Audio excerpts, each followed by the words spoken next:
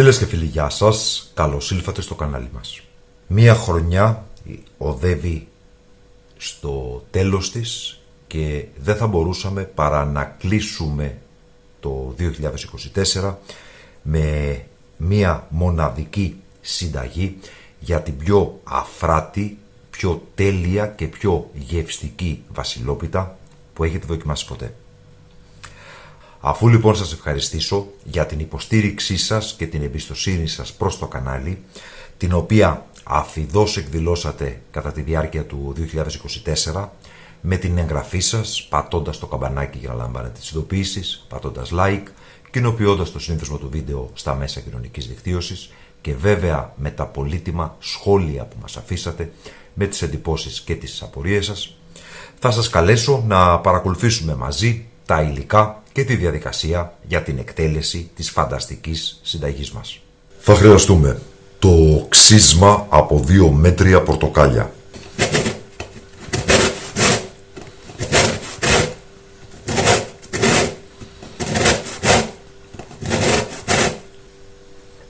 ...180 γραμμάρια φυσικό χυμό πορτοκάλι,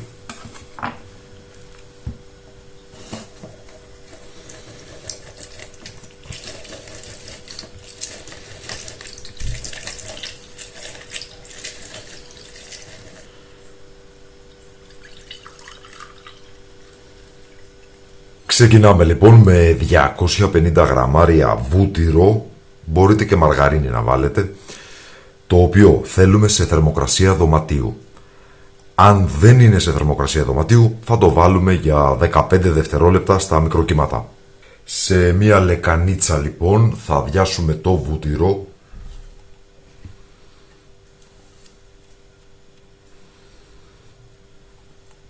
και θα προσθέσουμε 420 γραμμάρια ζάχαρη και με ένα μιξεράκι χειρός θα χτυπήσουμε το μείγμα.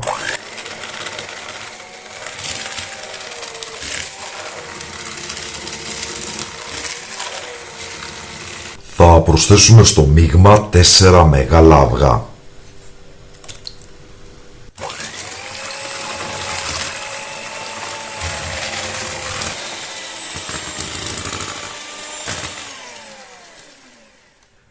Θα προσθέσουμε το ξύσμα από 2 μέτρια πορτοκάλια,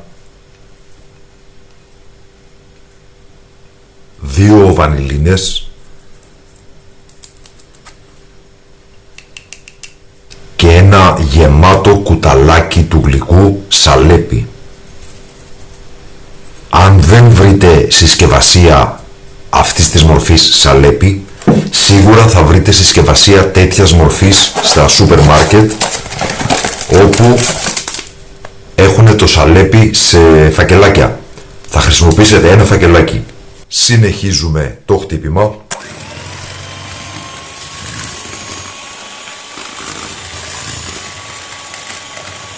Θα προσθέσουμε στο μείγμα ένα κεσεδάκι στραγγιστό γιαούρτι ελληνικό.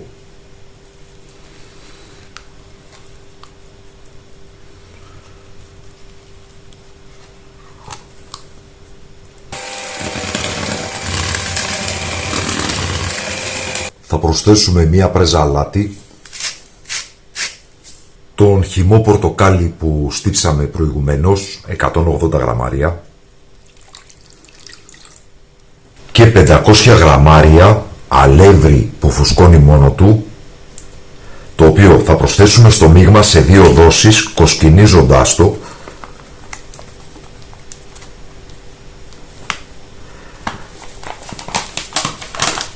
Βάζω τώρα το μισό, απλά και μόνο για να μην μου πεταχτεί απ' έξω η ζύμη, γιατί με το χυμό πορτοκάλι είναι αρκετά υδαρής.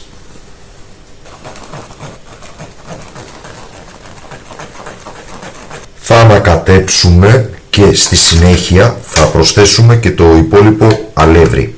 Αν δεν έχετε ή δεν θέλετε να χρησιμοποιήσετε αλεύρι που φουσκώνει μόνο του, θα χρησιμοποιήσετε 500 γραμμάρια αλεύρι για όλες τις χρήσεις καλής ποιότητος, στο οποίο θα προσθέσετε 20 γραμμάρια baking powder.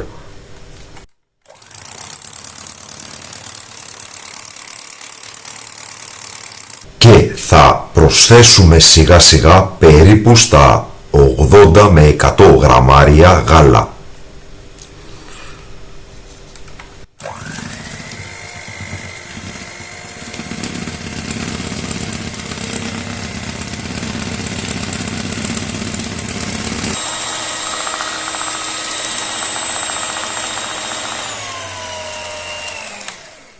Το μείγμα του κέικ είναι έτοιμο και αυτή εδώ είναι η υφή που πρέπει να έχει, να μην είναι ρευστό.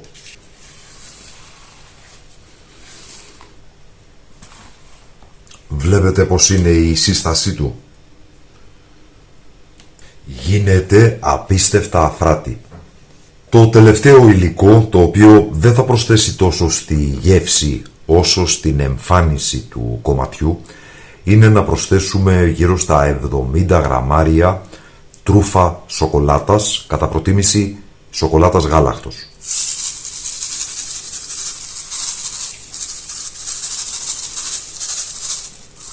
Ένα τελευταίο ανακάτεμα με τη σπάτουλα.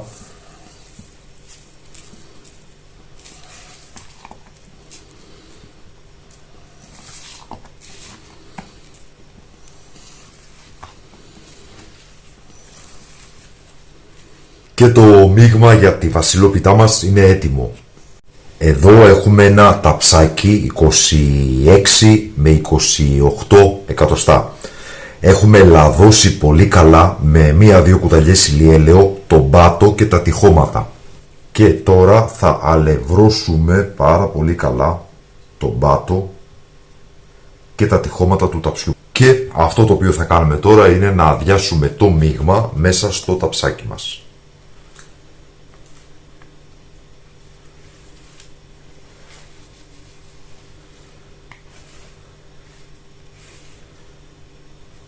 Θα απλώσουμε το μείγμα ομοιόμορφα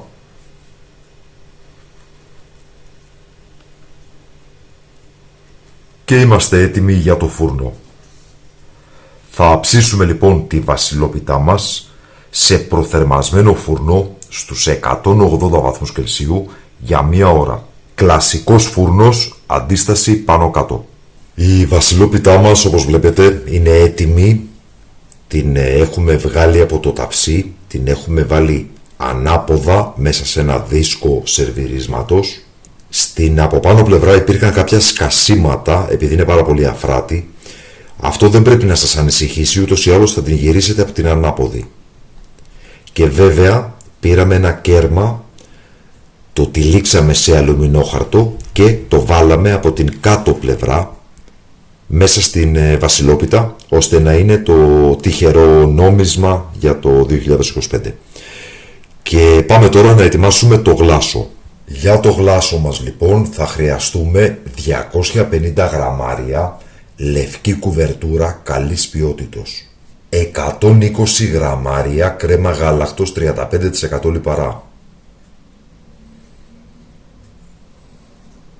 και ένα κομμάτι περίπου στα 50 γραμμάρια βούτυρο ή μαργαρίνη. Σας συνιστώ να προτιμήσετε το βούτυρο, δίνει και ωραίο άρωμα και γεύση. Θα λιώσουμε τη σοκολάτα μας σε μπεν μαρί ή στα μικροκύματα για λίγα δευτερόλεπτα. Και τώρα με ένα κουτάλι, μία σπάτουλα, οτιδήποτε σας εξυπηρετεί, θα ανακατέψουμε εδώ πάρα πολύ καλά να ομογενοποιηθεί το γλάσο. Στην αρχή θα σας δίνει μια αίσθηση ότι σαν να έχει κόψει το γλάσο. Μη σας ανησυχήσει, αυτό είναι χαρακτηριστικό της λευκής σοκολάτας. Ανακατεύοντας θα δείτε ότι σιγά σιγά θα αρχίσει να ομογενοποιείται.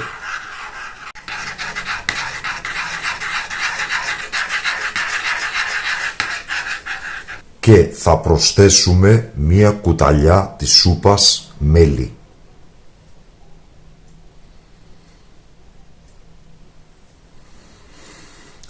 Εγώ χρησιμοποιώ το μικρό κουταλάκι, οπότε καταλαβαίνετε θα βάλω παραπάνω. Εδώ, άλλοι τρώνε με 2 κουτάλια, εγώ ανακατεύω με 2 κουτάλια.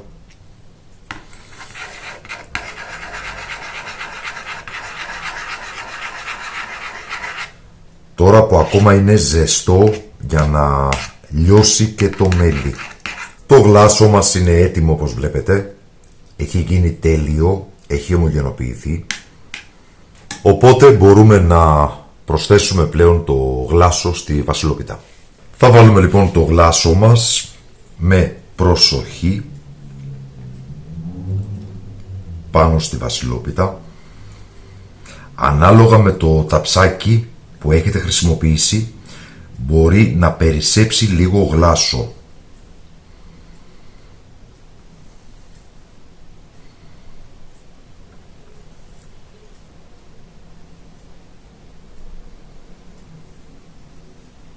Και το τελευταίο,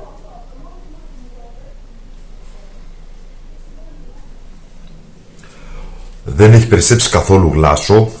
Η βασιλόπιτά μας λοιπόν είναι έτοιμη. Θα αφήσουμε λίγο να σταθεροποιηθεί το γλάσο και εμείς στο μεταξύ θα ετοιμάσουμε τη διακόσμηση.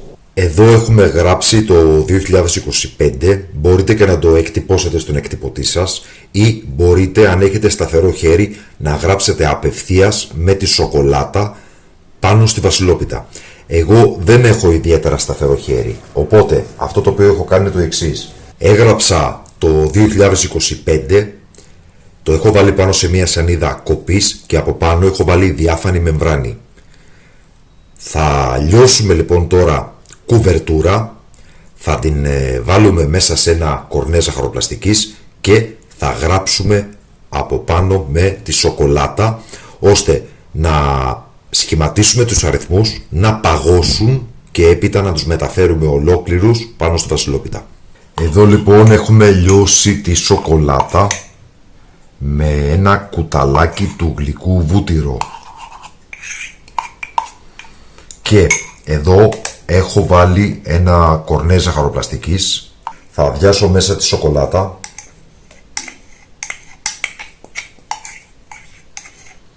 Η σοκολάτα που χρησιμοποιώ είναι περίπου στα 120 γραμμάρια. Λογικά και λιγότερο θα φτάνει. Οπότε σηκώνω τη σακούλα. Βλέπετε, είχα χρησιμοποιήσει ένα ποτήρι και τώρα θα προσπαθήσω να ακολουθήσω τα γράμματα εδώ.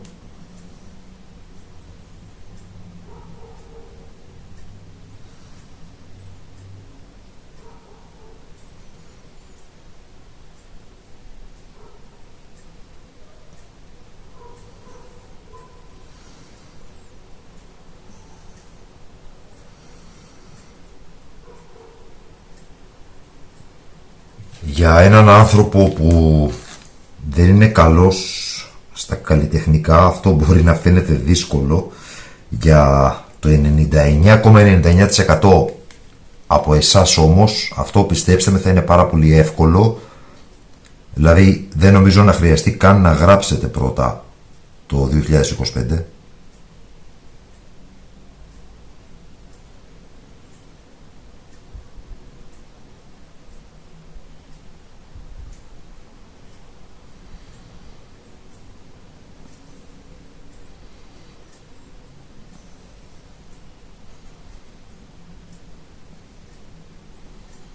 Νομίζω ότι είμαστε καλά, θα μπορούσαμε σίγουρα και καλύτερα. Το μυστικό εδώ είναι η σοκολάτα να μην καίει, δηλαδή αν έχει κάψει κατά το λιώσιμο θα περιμένετε λίγο να κρυώσει, να μην είναι πάρα πολύ ρευστή. Θα βάλουμε τη σανίδα κοπής στο ψυγείο μέχρι να παγώσει η σοκολάτα μας. Και ήρθε η ώρα να βάλουμε το 2025 πάνω στην βασιλόπιτα. Όπως βλέπετε η σοκολάτα έχει σφίξει.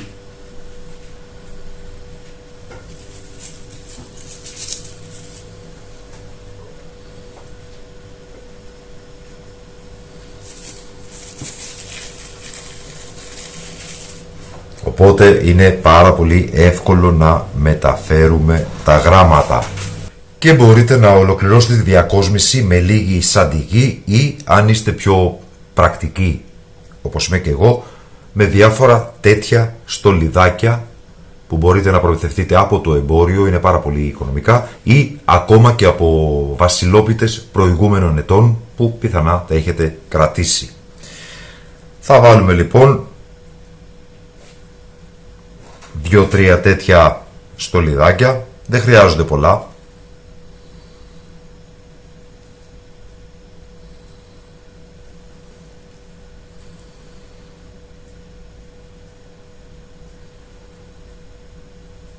Και η βασιλόπιτά μας είναι έτοιμη.